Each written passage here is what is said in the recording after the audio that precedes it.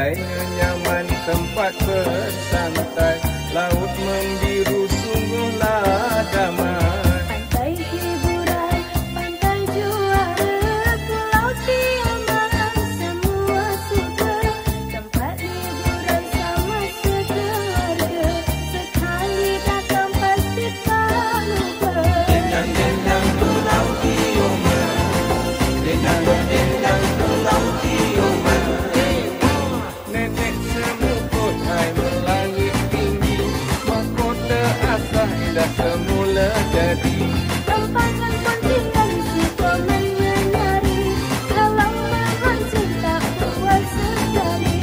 Taman negeri Saujana terbentang, indahnya rompen di negeri Pahang.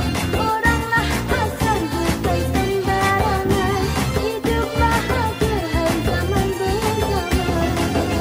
Dendang-dendang Pulau Tioman, dendang-dendang Pulau Tioman.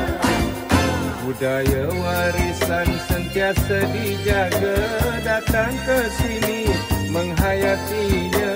Negeri Pahang kaya budayanya, Pulau Tioman ada segalanya. Kalau nak tahu silalah kemari, cerita menarik tentunya di sini. Datanglah tuan ke Pulau Tioman, negeri Pahang cantik menawan. Dendang-dendang Pulau Tioman, dendang-dendang Pulau Tioman. Taman negeri Saujana terbentang, indahnya rompen di negeri Pahang. Oranglah asal bukan sembarangan, hidup bahagia hai zaman bersama.